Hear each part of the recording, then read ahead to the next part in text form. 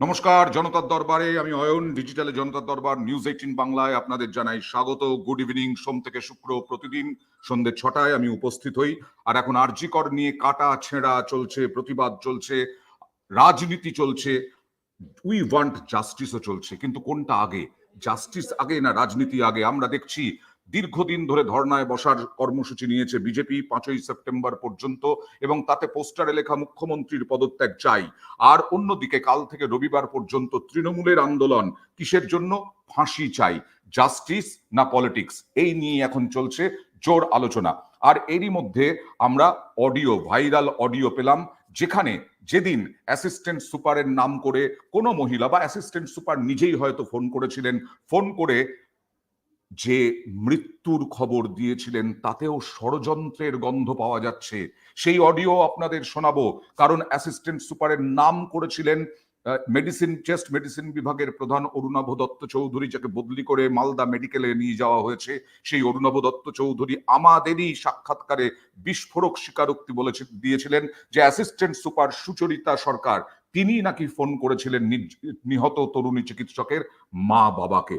আর এই মুহূর্তে যেটা সব থেকে বিতর্কিত মন্তব্য বলা হচ্ছে, মন্তব্যে বিতর্ক দানা বাঁধতে পারে, সেই দিয়ে শুরু করব। তবে তার আগে এই মুহূর্তে যারা আমার সঙ্গে রয়েছেন তাদের সঙ্গে পরিচয় করিয়ে দিই। তৃণমূল মুখপাত্র কৃষাণু মিত্র, কংগ্রেস মুখপাত্র পার্থ মুখোপাধ্যায়, আমার সঙ্গে থাকবেন জয় মল্লিক, যিনি বিজেপি মুখপাত্র। জয় না আসা পর্যন্ত আমার কিছু করার নেই, আমাকে শুরু করতেই হবে। রাহুল সিনহা এক সময়ের বিজেপি রাজ্য সভাপতি, সাধারণ সম্পাদক। সেই রাহুল সিনহা যে বলছিলাম ধর্ণা মঞ্চ, সেই ধর্ণা মঞ্চ থেকে কি বললেন সিবিআই চেয়েছিল কারা? বারবার সিবিআই তদন্ত চায় কারা? বিজেপি। সেই বিজেপি নেতা রাহুল সিনহা, শীর্ষস্থানীয় নেতা, প্রবীণ নেতা, তিনি বললেন সিবিআই সব নাটক বন্ধ করুন, তদন্ত দ্রুত শেষ করুন, কনক্লুশনে আসুন। কি বললেন দেখুন রাহুল সিনহা। সিবিআইকে বলতে চাই, সিবিআই আপনাদের নাটক বন্ধ করুন। অনেক নাটক হয়েছে, এবার কনক্লুশনে আসুন। এর বাড়ি তার বাড়ি যাওয়া অনেক শেষ হয়েছে, এবার অন্তত ময়দানে আসুন। মানুষ দেখতে চায় যারা ভুল করলো, ধর্ষণ করলো, তাদের প্রত্যেকের সাজা মানুষ দেখতে চায়। এটাই তো বলা হচ্ছিল, 16 দিন ধরে তদন্ত চলছে সিবিআই এর, আমরা তো সেটাই চাই। We want justice. আমরা সাধারণ মানুষ যারা আজকেও নাগরিক সমাজ প্রতিবাদ মিছিলে সামিল হয়েছে, তাতে খেলোয়াড়, আর্টিস্ট, সমস্ত সমাজের বিভিন্ন অংশের মানুষ। কৃষাণু, তোমরা কি আরো মাইলেজ পেলে পলিটিক্যাল? দেখো, প্রথম কথা হচ্ছে যে যেটা রাহুল সিনহা বললে তার সাথে আমি একটু সংযোজন করছি। সিবিআই টেক ওভার করেছে, কাদের কারণে করেছে, কারা হাইকোর্টে ছুটে গেছিল, এর আগেও রাজ্য প্রশাসনের কাছ থেকে, রাজ্য পুলিশের কাছ থেকে বিভিন্ন তদন্ত সিবিআই কে দিয়ে দেওয়া, এইসব তো আমরা দেখেছি। সেই ওই সিন্ডিকেটটাই, ঠিক সেম সিন্ডিকেট এবারও তারা সরব, এবং তারা হাইকোর্টের নির্দেশ মারফত সিবিআই কে কলকাতা পুলিশ তদন্ত হ্যান্ডওভার করে দিল হাইকোর্টের মধ্যে। তারপরে দেখো একটা ন্যারেটিভ বিল্ডিং এর চেষ্টা হলো, সেটা হলো সিবিআই এর পক্ষে অ্যালিবাই গাওয়া, প্রমাণ লোপাট, প্রমাণ নষ্ট, তার জন্য নাকি তারা কিছু করতে পারছেন না, সিবিআই কি করবে। তার মানে কলকাতা পুলিশ প্রথম 3 দিনে তদন্ত করলো, দোষীকে চিহ্নিত করলো, অ্যারেস্ট করলো, তারপর সিবিআই কেসটা হাতে নিল। কিন্তু সিবিআই হয়ে সাফাই গাইছে কে? এক বড় শ্রেণীর তথাকথিত নন পলিটিক্যাল মানুষজন, আর কিছু সিপিএম, আর পুরো বিজেপি। তারপর এখন যখন মানুষের ধৈর্যের বাঁধ ধীরে ধীরে ভাঙতে শুরু করেছে, তখন বিজেপির মধ্যে থেকেও দু একটা আওয়াজ এরকম উঠছে।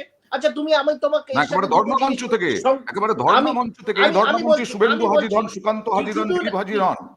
কিছুদিন আগে একটা রিপোর্ট বেরোলো, বড় এক্সটেন্সিভ রিপোর্ট, কোন দলের কত সাংসদ এবং বিধায়ক ধর্ষণ এবং শ্লীলতাহানির অভিযোগে অভিযুক্ত।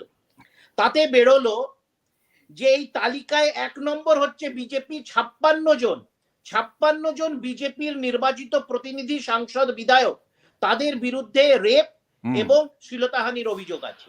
লিস্টে দ্বিতীয় হচ্ছে কংগ্রেস 27 জন, তাদের এমপি এমএলএ, তাদের বিরুদ্ধে এই অভিযোগ। আচ্ছা, বিজেপি যদি এত আন্তরিক হয়, এই 56 জনের বিরুদ্ধে কেন কিছু ব্যবস্থা নিল না? 56 জনের বিরুদ্ধে কেন ব্যবস্থা নিল না? বিজেপি তো এই ব্যবস্থাটা নিয়ে আমাদের কাছে উদাহরণ সৃষ্টি করতে পারত। আজকে আমরা তো বলেছি সিবিআই কেসটাতে কলকাতা পুলিশ যেখানে তাদেরকে হ্যান্ডওভার করেছিল সেই জায়গায় কেস যে দাঁড়িয়েছিল, একজন অভিযুক্ত চিহ্নিত, ধৃত, অপর কোন অভিযুক্তকে সিবিআই এতদিন 10-14 দিন প্রায় হয়ে গেল তারা চিহ্নিত করতে পেরেছে? বা বিজেপির নেতারা যেই তথ্য ভাসাবার চেষ্টা করছে যে যাকে যে ধৃত সে নাকি অভিযুক্ত, সে নাকি অপরাধী নন, তাহলে সিবিআই কি এই তথ্যে উপনীত হয়ে তাকে ছেড়ে দিয়েছে? সেটাও সিবিআই করেনি। তাহলে সিবিআই এমন কি নতুন তথ্য আমাদের কাছে? আমি একটু জয় মল্লিকের সাথে কথা বললাম ফোনে, বিজেপি মুখপাত্র, তার সঙ্গে তার নেটে প্রবলেম হচ্ছে বলে তিনি ঢুকতে পারছেন না, তিনি ঢুকবেন নিশ্চয়ই কিছুক্ষণের মধ্যে। আমি পার্থদার কাছে আসবো। পার্থদা, এই যে কতদিন পরে বিজেপি যে নামলো, তারপরে নেমে নেমেই কি হলো? বিজেপির বিরুদ্ধে অভিযোগ উঠলো ছাত্র সমাজকে ইন্ধন যোগানো, ছাত্র সমাজ কি করলো আমরা দেখলাম, কি আন্দোলন, জঙ্গি আন্দোলন হলো, এবং তারপরে রাজ্যপালের কাছে গিয়ে আজকে সুকান্ত মজুমদার বললেন যদি সামলাতে না পারেন তাহলে শেখ হাসিনার মতো অবস্থা হবে, বাংলাদেশে পালিয়ে যাবেন মমতা বন্দ্যোপাধ্যায়। আর তারপরে যেটা হলো রাহুল সিনহা এই বক্তব্য। আমি জয়ের জন্য আরেকবার রাহুল সিনহার বক্তব্যটা দেখাবো, তারপরে আমি পার্থদার কাছে আসবো এবং জয়ের কাছেও আসবো। রাহুল সিনহার বক্তব্যটা আরেকবার দেখা উচিত। জয় মল্লিকের, জয় হয়তো জানেও না, ধর্ণা মঞ্চ থেকে রাহুল সিনহা আজকে সিবিআই কে নিশানা করলেন। বিজেপির নিশানায় সিবিআই, এ তো অবাক কাণ্ড বলেই মনে করছেন রাজনৈতিক বিশ্লেষকদের একাংশ। দেখুন, সিবিআই কেও বলতে চায়, সিবিআই আপনাদের নাটক বন্ধ করুন। অনেক নাটক হয়েছে, এবার কনক্লুশনে আসুন। এর বাড়ি তার বাড়ি যাওয়া অনেক শেষ হয়েছে, এবার অন্তত ময়দানে আসুন। মানুষ দেখতে চায় যারা খুন করলো, ধর্ষণ করলো, তাদের প্রত্যেকের সাজা মানুষ দেখতে চায়। আমি পার্থদার কাছে আসবো। যে সিরিজ অফ ঘটনার কথা বললাম বিজেপির, কোথাও কি বিজেপি ঘেঁটে যাচ্ছে বলে তৃণমূলের সুবিধে করে দিচ্ছে? হ্যাঁ, শুভ সন্ধ্যা। যাক, আমাকে শোনা যাচ্ছে তো? হ্যাঁ, একদম। দেখো, প্রথম যেটা কথা বলা সেটা হচ্ছে যে অনেকদিন বাদে পশ্চিমবাংলায় আমরা একটা দেখেছিলাম যে জনজাগরণ বলতে যেটা বোঝায়, সেটা জনজাগরণটা আমি কারোর পদত্যাগ দাবি বা সরকারকে সরিয়ে দেওয়ার দাবি আমি সেই নিয়ে বলছি না। এমন একটা বিষয় জনজাগরণ যেটা সাধারণ মানুষের যে চিন্তা ভাবনা সেটাকে নাড়িয়ে দিয়ে গেছিল। আমাদের সমাজের যে আমরা ফ্যাব্রিক বলি সেটাকে একদম নাড়িয়ে দিয়ে গেছিল এমন একটা ঘটনা। কিন্তু শুধু একটা ঘটনার জন্য কি মানুষ করেছে? না, অনেকগুলো ঘটনা, সিরিজ অফ ঘটনা আমরা দেখতে দেখতে দেখতে দেখতে একটা জায়গাতে এসে মানুষের ধৈর্যচ্যুতি ঘটেছে, যেটা হয়, যেটা আমাদের সময় আমরা ওই নির্ভয়া কাণ্ডের সময় আমরা দেখেছিলাম। এখানে যেটা বলার সেটা হচ্ছে যে প্রথম কথা হচ্ছে যে মানুষ যেরকম ভাবে এটাকে নিয়েছিল এবং এটাকে নিয়ে একটা অরাজনৈতিক আন্দোলন, যেখানে সমস্ত সমাজের সমস্ত বর্গের মানুষ সেই আন্দোলনটাতে শক্তি জুগিয়েছিল, সেই আন্দোলনটাকে একটা রাজনীতির রূপ দেবার চেষ্টা করা হলো। কারণ জানা কথা, রাজনীতির যেই মুহূর্তে প্রশ্ন আসবে সেই মুহূর্তে কিন্তু সবাইকে একসঙ্গে পাওয়া যাবে না, এবং রাজনীতির যে রাজনীতিকরণ এটা হয় সেটাই স্বাভাবিকভাবে। ফলে কিছু, এবং একদিকে তৃণমূল, একদিকে ভারতীয় জনতা পার্টি, দুজনেরই রাজনৈতিক যে ইচ্ছা, এটা চরিতার্থ করার একটা মানসিকতা ক্রমশ দেখা যাচ্ছে। এবং যেটা হচ্ছে যে মানুষটিকে নিয়ে এত কিছু ঘটনা, তার ঘটনাটা কিন্তু সম্পূর্ণ পেছনে চলে যাচ্ছে। বিচারের যে বাণী, যেটা আবেদন, সেটা সম্পূর্ণ পেছনে চলে যাচ্ছে। সমস্যাটা হয়ে যাচ্ছে এইখানে। এখন দেখুন, আমার একটা ছোট্ট প্রশ্ন, সেটা হচ্ছে আমরা তো মুখ্যমন্ত্রী পদত্যাগ দাবি করি, কেন না পুলিশের অকর্মণ্যতা বা সিআইডি ইনভেস্টিগেশনে অকর্মণ্যতা, এটা আমরা একটা গণতান্ত্রিক দেশে বাস করি, এই দাবি করার অধিকার আমাদের আছে। আমরা দাবি করলেই যে তিনি পদত্যাগ করবেন তার তো না, একেবারেই নয়। কিন্তু আমার কথা হচ্ছে যে আপনি যদি দেখুন যে তার থেকে অনেক বড় ব্যর্থতা হচ্ছে সিবিআই সারা ভারতবর্ষ জুড়ে। এবং আমরা জানি এই সিবিআই যদিও সেটা অমিত শাহের স্বরাষ্ট্র দপ্তরের আন্ডারে, কিন্তু সেটার একটা সরাসরি নিয়ন্ত্রণ কিন্তু পিএমও অফিস থেকে হয়। তাহলে সিবিআই, আমরা যদি সিআইডি বা পুলিশের ব্যর্থতার জন্য মুখ্যমন্ত্রী পদত্যাগ দাবি করতে পারি, তাহলে সিবিআই এর এই ধারাবাহিক 1 দশক ধরে ব্যর্থতার জন্য আমরা প্রধানমন্ত্রী এবং স্বরাষ্ট্রমন্ত্রী কেন আমরা পদত্যাগ দাবি করতে পারি না?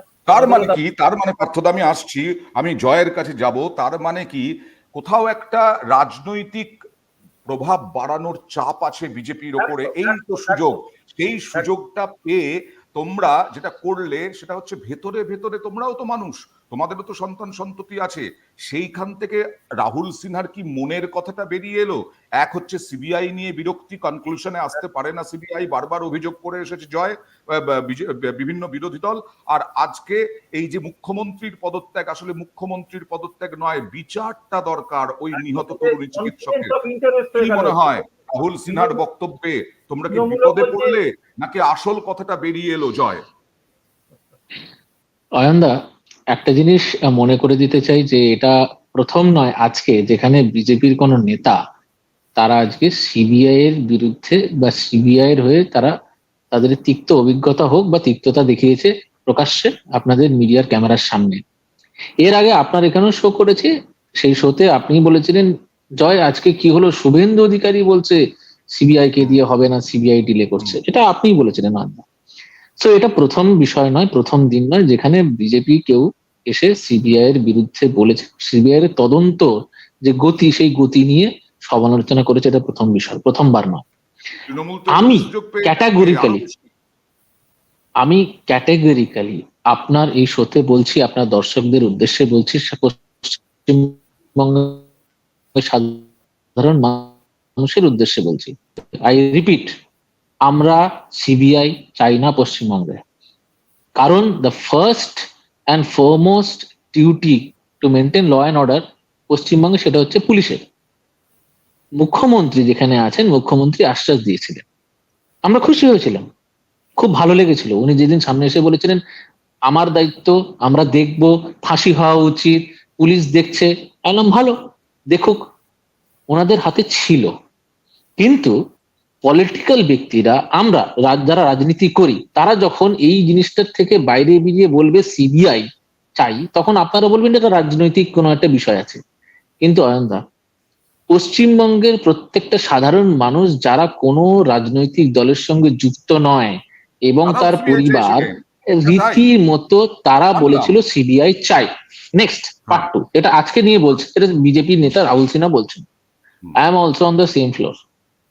সিবিআই কেন, দুনিয়ার যে কোনো তদন্ত এজেন্সি আসুক, তারা যদি সেইভাবে পারফর্ম না করতে পারে, আমি অকপটে যতবার আপনি জিজ্ঞেস করবেন আমি বলবো যে তদন্ত গতিতে কাজ হচ্ছে এটা ঠিক নয়, বা যে সময়ের মধ্যে তদন্ত হওয়া উচিত ছিল তারা ব্যর্থ, সেটা আমি অকপটে বলবো। বিজেপিও একইভাবে দায়িত্ব নিচ্ছে, বিজেপি একইভাবে সমালোচনা করছে। কৃষাণু সংক্ষেপে জানতে চাইব একটু। সংক্ষেপে কি বলি, বিষয়টা হচ্ছে প্রথম কথা, law and order state subject, এর সাথে সিবিআই কে গুলিয়ে দেওয়াটা হচ্ছে এক রকমের চক্রান্ত। Law and order state subject, CBI কোনো law and order maintaining agency নয়, CBI is a investigating agency. State subject police, তার সাথে সিবিআই কে গুলিয়ে দিয়ে মানুষকে এভাবে বিভ্রান্ত করার আমি উচিত মনে করি না। তার কারণ হচ্ছে পুলিশ আলাদা, ল অ্যান্ড অর্ডার মেনটেনেন্স আলাদা। এটা একটা তদন্তের কথা হচ্ছে, একটা মার্ডার ঘটেছে, একটা সরকারি হাসপাতাল, সেটা কোনো পুলিশের রেগুলার এখতিয়ারভুক্ত প্রেমাইসিস নয়, এটা কোনো রাস্তা নয়, এটা কোনো রেলওয়ে স্টেশন নয়, এটা কোনো মেট্রো স্টেশন নয়, এটা কোনো অন্য কোনো, this is not a public place in that sense.